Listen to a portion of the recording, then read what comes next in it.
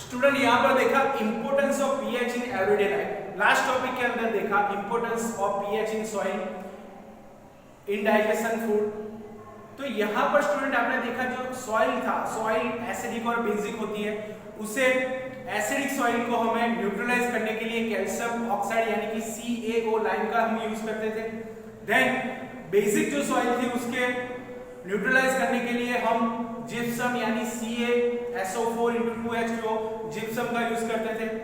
जब बॉडी के अंदर, स्टमक के अंदर डाइजेशन होता है, डाइजेशन होते समय बॉडी के अंदर यानी कि स्टमक के अंदर HCl प्रोड्यूस होता है, हाइड्रोक्लोरिक एसिड। जो एसिड, स्ट्रॉन्ग एसिड है हमारा, वो स्टमक को हार्म किए बिना एसिड प्रोड्यूस करता है।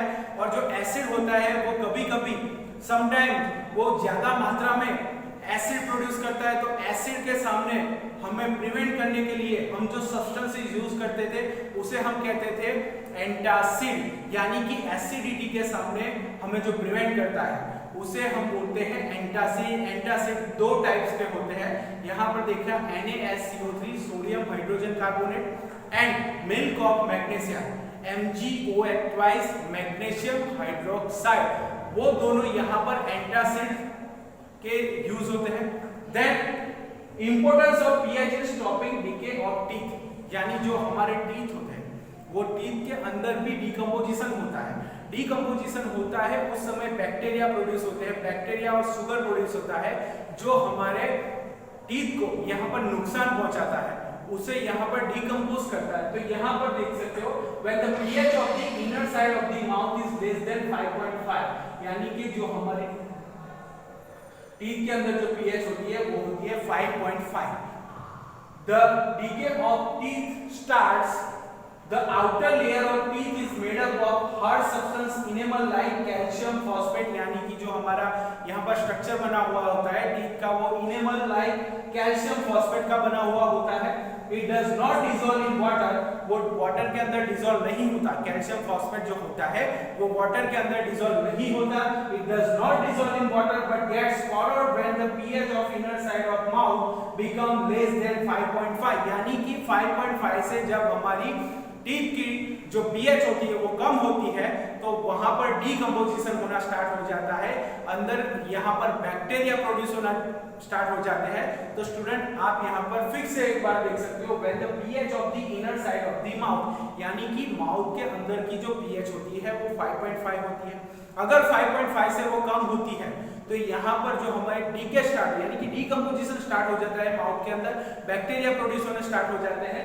तो यहाँ पर आप देख सकते हो when the pH of the inner side of the mouth is less than 5.5 decay of teeth start, यानी कि जब यहाँ पर डीकंपोजिशन डीके स्टार्ट हो जाता है तो यहाँ पर the outer layer of teeth, जो लेयर होता है हमारा टीथ का, वो आउटर लेयर बना हुआ होता है calcium phosphate CA3PO4 twice। It does not dissolve in water, water के अंदर डिसॉल्व नहीं होता, लेकिन वो gets swallowed when the pH of inner side of mouth become less than 5.5, यानी कि 5.5 से जब कम होती है, ज्यादा एसिडिक हो जाती है, तब डीकंपोजिशन यानी कि डीके होना स्टार्ट हो जाता है, कोरोड होना स्टार्ट हो जाता है। तो यहाँ पर स्टूडेंट आप देख सकते हो कि हमारा जो माउथ है उसकी pH होती है 5.5। अगर 5.5 से वो लेस हो जाती है, कम हो जाती है, तो यहाँ पर डीके होना स्टार्ट हो जाता है, डीकंपोजिशन होना स्टार्ट हो जाता है। तो स्टूडेंट यहाँ पर आप देख सकते हो हमारा जो इनेमल बना हुआ है, टीथ का जो आउटर पार्ट बना हुआ है वो बना है calcium phosphate CA3PO4 twice. Calcium phosphate पानी के अंदर डिसॉल्व नहीं होता, it does not dissolve in water, but जब हमारी pH टीथ की जो pH है 5.5 से कम होती है तो डीके होना स्टार्ट हो जाता है, डीकंपोजिशन होना स्टार्ट हो जाता है, सड़ा होना, दांत के अंदर सड़ जाता है वो। तो 5.5 से जब pH कम होती है तो वो डीके होना स्टार्ट होता है। Then acid is produced decomposition of particles of food and saccharides, यानी कि शुगर। यहाँ पर देख सकते हो acid is produced by decomposition of particles, यानी कि जो दांत के अंदर जो पार्टिकल्स रहते हैं वो डीकंपोज होना स्टार्ट होता है, और डीकंपोजिशन जैसा ही स्टार्ट होता है वो शुगर प्रोड्यूस करता है, सैकेराइड प्रोड्यूस करता है bye bacteria inside the mouth after taking food which is responsible for decay of teeth. यानी कि हम जब फूड लेते हैं तो फूड खाने के कारण छोटे छोटे पार्टिकल्स टीथ के अंदर रह जाते हैं, और वो ही जब शुगर प्रोड्यूस करते हैं, शुगर यहाँ पर बैक्टीरिया प्रोड्यूस करते हैं और बैक्टीरिया प्रोड्यूस करने के कारण यहाँ पर हमारा जो माउथ के अंदर डीके है वो स्टार्ट हो जाता है। Hence, good habit of cleaning mouth should be followed after eating, यानी कि खाना खाने के बाद माउथ को क्लीन करना बहुत ही जरूरी। आप अगर माउथ को क्लीन नहीं करते तो हमारे दांत के अंदर यानी कि टीथ के अंदर यहाँ पर छोटे छोटे पार्टिकल्स रह जाते हैं और छोटे छोटे पार्टिकल्स यहाँ पर लिखा है acid is produced by decomposition of particles, यानी कि जो टीथ के अंदर होते हैं वो पार्टिकल्स का डीकंपोजिशन स्टार्ट हो जाता है, जो पार्टिकल्स रह जाते हैं उसका डीकंपोजिशन स्टार्ट हो जाता है। सेकेंड है sugar bye bacteria inside the mouth, यानी जो बैक्टीरिया होते हैं इनसाइड माउथ के अंदर after taking food which is responsible for decay of teeth, यानी कि जो छोटे छोटे पार्टिकल्स होते हैं उसका डीकंपोजिशन होता है। डीकंपोजिशन होने के कारण जो बैक्टीरिया होते हैं, बैक्टीरिया के कारण सैकेराइड्स यानी कि शुगर जो बैक्टीरिया होते हैं वो रिस्पांसिबल होते हैं हमारे डीकंपोजिशन, टीथ के डीकंपोजिशन के लिए। And good habit of cleaning mouth should be, यहाँ पर जो अच्छी हैबिट है खाना खाने के बाद हमें क्लीनिंग माउथ को क्लीन करना लेना चाहिए। तो यहाँ लिखा है has good habit of cleaning mouth should be follow after eating, यानी कि खाना खाने के बाद हमें माउथ को क्लीन करना चाहिए। अगर हम क्लीन नहीं करते तो मुंह के अंदर छोटे छोटे पार्टिकल्स रह जाते हैं और छोटे छोटे पार्टिकल्स के कारण ही यहाँ पर डीकंपोजिशन होता है। डीकंपोजिशन के कारण यहाँ पर डीके होना स्टार्ट हो जाता है। Then toothpaste which are used for teeth cleaning, आपको बच्चों पता है हम टूथपेस्ट यूज करते हैं, जो टूथपेस्ट है वो एसिड को यहाँ न्यूट्रलाइज करता है और न्यूट्रलाइज करने के कारण वो डीके यानी कि डीकंपोजिशन को यहाँ पर स्टॉप कर देता है। तो toothpaste which are used for teeth cleaning possess basic nature, यानी कि जो टूथपेस्ट का नेचर होता है यहाँ पर बेसिक होता है और बेसिक होने के कारण ही वो एसिड को यहाँ पर न्यूट्रलाइज करता है और न्यूट्रलाइज करने से the neutralised acid produce inside the mouth and prevent tooth decay, यानी कि टूथ डीके के सामने हमें प्रिवेंट करता है, प्रोटेक्ट करता है। तो स्टूडेंट आपने यहाँ पर देखा माउथ की जो पीएच होती है 5.5 होती है और 5.5 से कम होने के कारण माउथ के अंदर डीके स्टार्ट हो जाता है, डीकंपोजिशन स्टार्ट हो जाता है। डीकंपोजिशन स्टार्ट होने के कारण acid is produced by decomposition of particles, particles का जब डीकंपोजिशन होता है एसिड प्रोड्यूस होता है। एसिड प्रोड्यूस होने के कारण यहाँ पर जो शुगर होता है saccharides by bacteria inside the mouth after taking food which is responsible for decay of teeth, यानी कि डीकंपोजिशन जो हमारा होता है माउथ के अंदर खाना खाने के बाद पार्टिकल्स रह जाता है, छोटे छोटे पार्टिकल्स रह जाने के कारण माउथ का जो टीथ होता है उसके अंदर डीके स्टार्ट हो जाता है और डीके स्टार्ट होने के कारण यहाँ पर माउथ को क्लीन करना बहुत ही जरूरी है, यानी कि खाना खाने के बाद आफ्टर टेकिंग फूड यहाँ पर माउथ को क्लीन करना बहुत ही जरूरी है। और यहाँ पर माउथ क्लीन करने से यहाँ पर डीकंपोजिशन नहीं होगा, सारे छोटे छोटे पार्टिकल्स यहाँ पर बाहर निकल जाएंगे। देन यहाँ पर देखा टूथपेस्ट जो हमारा है वो बेसिक इन नेचर है, वो एसिड को यहाँ न्यूट्रलाइज करता है और न्यूट्रलाइज करने के कारण हमारा माउथ क्लीन हो जाता है। क्लीन होने से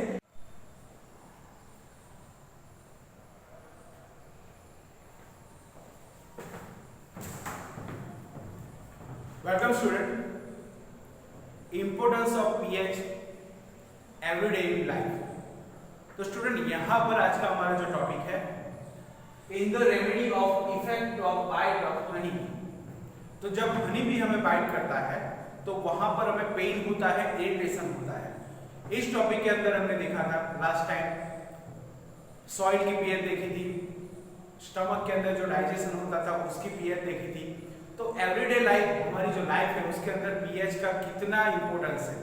तो यहाँ पर आज का जो हमारा टॉपिक है in the remedy of effect of bite of Honey.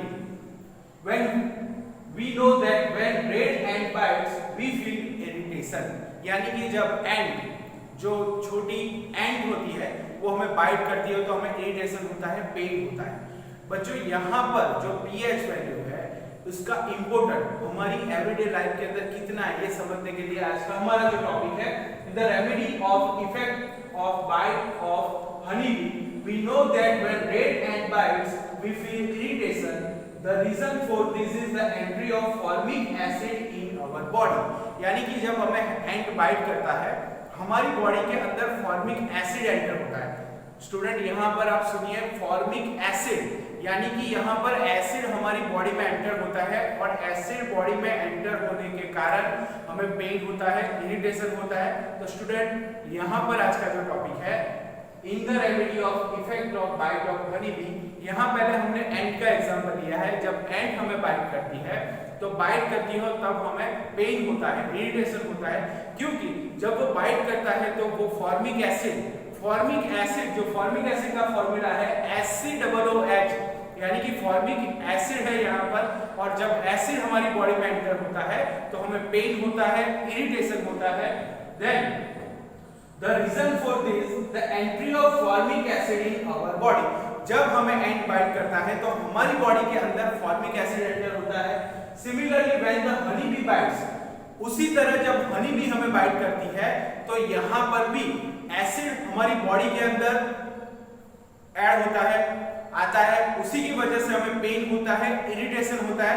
तो स्टूडेंट आप यहाँ पर देख सकते हो, हमने पढ़ा कि जब एंट हमें बाइट करती है तो बॉडी के अंदर फॉर्मिक एसिड एंटर होता है और फॉर्मिक एसिड एंटर होने के कारण हमें यहाँ पर पेन होता है। तो यहाँ पर acid in our body, similarly when the honey bee bites we feel pain and irritation at the place of bite, यानी कि जिस जगह पर हमें बाइट किया होता है उस जगह पर हमें पेन होता है, इरिटेशन होता है, स्वेलिंग भी हो जाता है। तो यहाँ पर स्टूडेंट आज का जो टॉपिक है उसके अंदर आपने देखा, जब एंट हमें बाइट करता है तो हमारी बॉडी के अंदर एसिड यानी कि फॉर्मिक एसिड एंटर होता है। फॉर्मिक एसिड एंटर होने के कारण यहाँ पर हमें इरिटेशन होता है, पेन होता है।